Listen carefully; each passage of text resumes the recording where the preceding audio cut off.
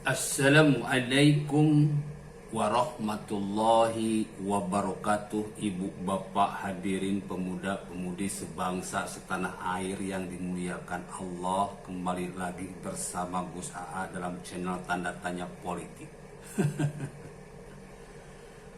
Ada yang bertanya kepada saya, Ustadz, kenapa yang dibahas itu-itu saja? Aagim lagi, UAS lagi, UAH lagi, Habib Rizik lagi, FPI lagi, HTI lagi, PKS lagi, kaum kadrun dan ulama kadrun.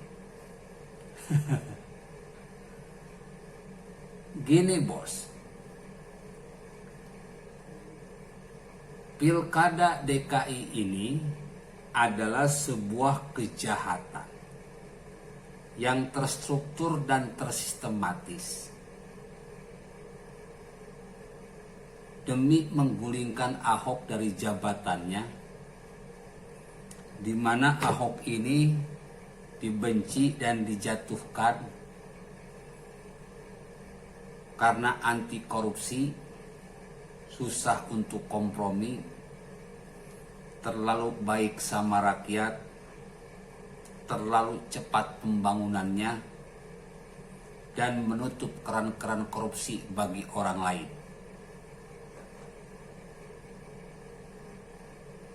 Ini sebuah kejahatan, Mas Bro.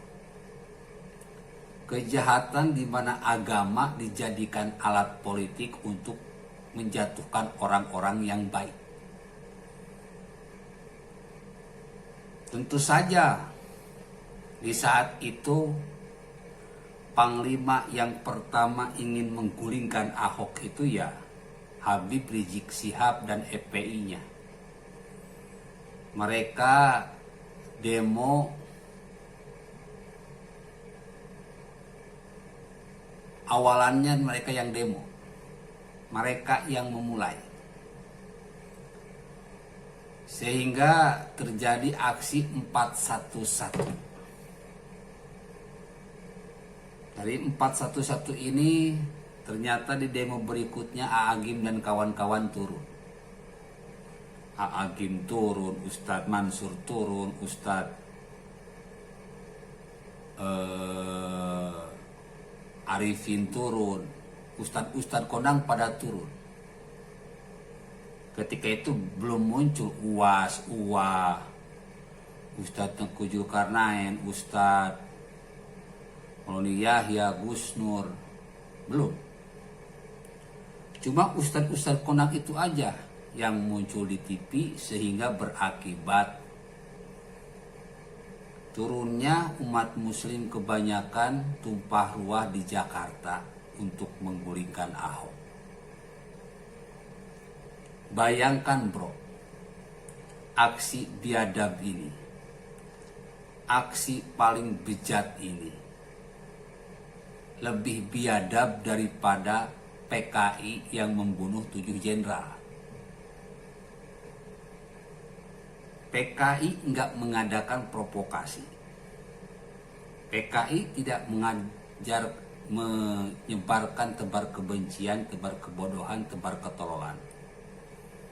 Mereka beraksi sembunyi-sembunyi, dilakukannya tengah malam kepada 7 jenderal. Dan aksinya ini cuma 1 malam saja. Kalau memang kejadian itu orang PKI, bukan orang-orang Orde Baru yang melakukannya.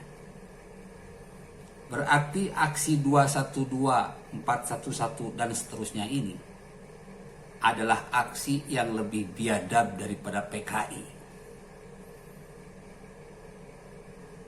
PKI paling cuma berapa ratus orang, Mas Bro.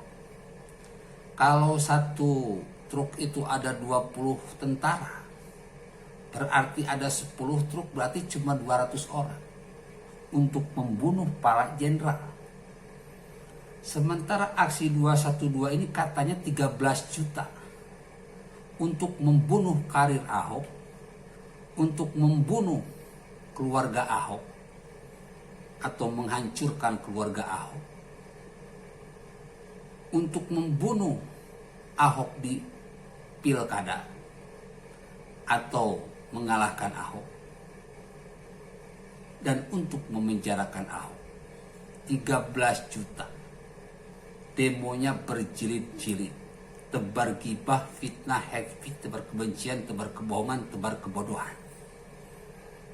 Kita semua sudah tidak bisa menutup mata. Jejak digital di internet tidak bisa dihapuskan. Jadi aksi A'agib dan kawan-kawan ini, Ustadz Abdul Somad dan kawan-kawan ini, Ustadz Adi Hidayat dan kawan-kawan ini, Ustadz Tengku Zulkarnain dan kawan-kawan ini, Ustadz Haikal dan kawan-kawan ini, Ustadz Waluni Yahya dan kawan-kawan ini, Ustadz Buya Yahya dan kawan-kawan ini, orang-orang EPI, PKS, HTI,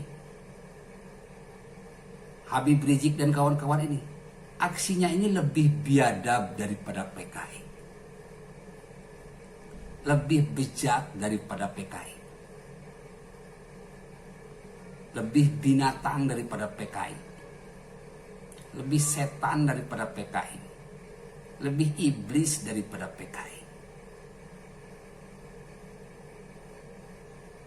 PKI tidak menggunakan agama sebagai alat politik, tapi mereka menggunakan agama sebagai alat politik. Padahal ancamannya sudah jelas. Ulaika alladzina ishtarawud dhalalata bil huda. Mereka orang-orang yang menjual agama demi dunia, yang membeli kesesatan dengan petunjuk. Fi qulubihim maradun fazadahumullahu marada walahum adzabun alim bima kanu yakdzibun. Allah tampakkan kejahatan mereka sebagai azab yang pedih atas kejahatan mereka. Innal munafiqina yukhadi'una Allah wa huwa khadi'uhum.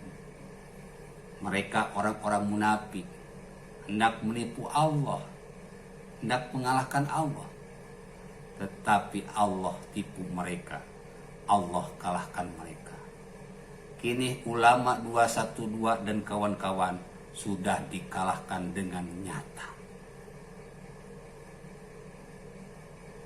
Yang anehnya sekarang, yang saya enggak habis pikir sampai saat ini, ulama-ulama yang sudah bikin kejahatan di Indonesia ini, yang tebar gibah, fitnah, hate speech, tebar kebencian, tebar kebohongan, tebar kebodohan, tebar ketololan, dari 2017 hingga saat ini, kok malah sering tampil di televisi nasional. Ada yang di Metro TV, ada yang di TV One. Apa negara ini tidak takut terulang kembali kejadian yang serupa, di mana agama dijadikan alat politik untuk mendapatkan kekuasaan? Apakah negara ini memang sudah ingin berganti ideologi dari Pancasila menjadi khilafah?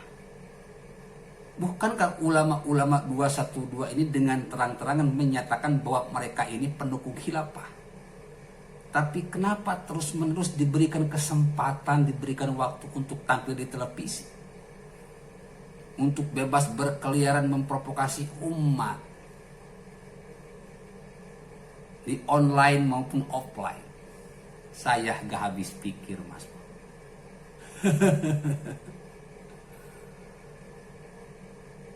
Ibu, bapak, hadirin pemuda-pemudi sebangsa setanah air. Dosa sama Allah. Kita berdosa hari ini. Hari ini kita minta maaf. Insya Allah, Allah maafkan. Gak perlu susah-susah. Kalau kita punya dosa dengan Allah, gak perlu baca ayat kursi 1000 kali lalu Allah maafkan, gak perlu. Nggak perlu sholat sampai 2000 rakaat, nggak perlu. Nggak perlu puasa sampai 1 tahun nggak buka, nggak sahur, nggak perlu. Kalau dosa sama Allah itu, kalian detik ini berbuat dosa, detik ini pun meminta maaf, Allah maafkan, bersih langsung. Karena Allah itu maha pengampun dan maha penyayang. Innahu ghafurur rahim, pengampun dan penyayang. Tetapi mas bro, dosa sama manusia mulai seru dah. Dosa sama manusia, dosa sama manusia, meskipun ente sudah meminta ampun kepada Allah, Allah tidak akan mengampuni sebelum manusia yang dizolimi tersebut memberi maaf. Ngeri mas bro. Makanya kita itu di bulan Ramadan ini disuruh puasa, disuruh eling, disuruh banyak istighfar, disuruh merenung, disuruh untuk kembali kepada level manusia, untuk kembali kepada level orang-orang yang beriman. Ya ayyatuhan nafsul mutmainah, orang-orang yang mutmainah, orang-orang yang berjiwa tenang.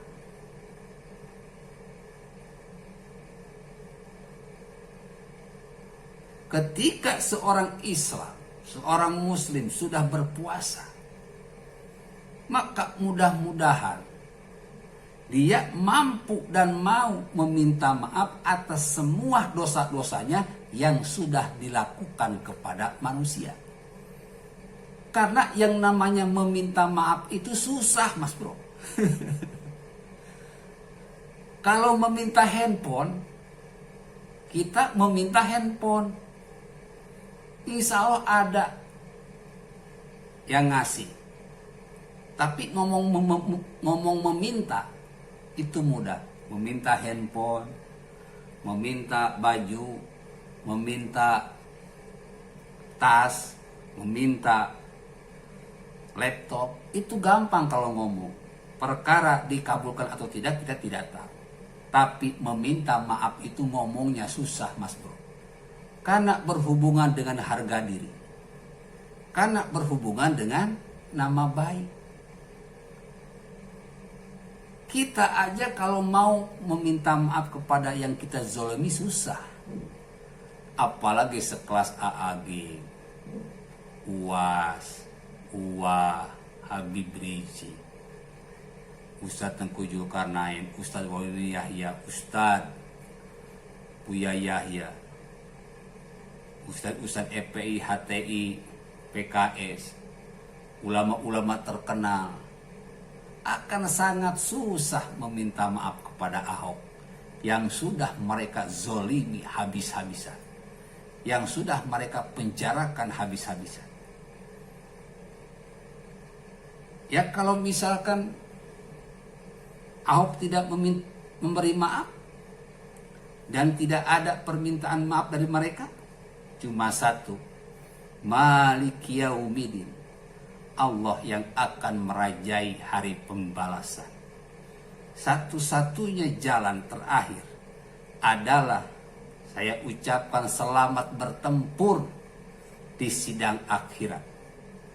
Ingat satu hal, ala laknatullah ala zalimin, Allah melaknat orang-orang yang jahat. Allah melaknat ulama-ulama yang jahat. Allah melaknat ustadz-ustadz yang jahat. Allah melaknat kiai-kiai yang jahat. Allah melaknat habib-habib yang jahat. Allah melaknat pemimpin-pemimpin yang jahat. Allah melaknat karyawan-karyawan yang jahat. Allah melaknat PNS-PNS yang jahat. Allah melaknat wali kota yang jahat. Allah melaknat gubernur-gubernur yang jahat. Allah melaknat presiden-presiden yang jahat. Alhamdulillah kita diberikan presiden yang baik seperti Jokowi. Tapi ada mantan presiden yang sebelumnya kini terus-menerus bikin kejahatan. Merongrong Jokowi di berbagai sudut. Katanya sih pengen nyalon lagi. Aduh Pak, udah tua Pak, waktunya tobat. Biarkan anak muda yang menguasai negeri ini. Yang tua bersiap. Bersiap-siap siapkan peti mati. Bersiap-siap siapkan gali kubur. Bersiap-siap hadapi sidang akhirat. Karena yang namanya pemimpin itu banyak dosanya Pak, daripada banyak pahalanya. 250 juta rakyat Indonesia akan meminta pertanggungjawaban. Karena Bapak ini kalau misalkan disumpah, itu sumpahnya sudah pasti ingin memakmurkan seluruh rakyat Indonesia. Ketika Bapak beres memimpin, ternyata mereka tidak mendapatkan kemakmuran di kehidupan mereka. Jadi bersiap saja. Banyak-banyak istighfar, banyak-banyak amal. Siapa tahu amal tersebut yang diminta oleh rakyat Indonesia di sidang akhirat nanti. Na'udzubillah, summa na'udzubillah. Jadi saya inginkan kepada Agim dan kawan-kawan, UAS dan kawan-kawan, UAH dan kawan-kawan, orang FPI, HTI, PKS, Habib Rizik dan kawan-kawan, bertobat kalian semua.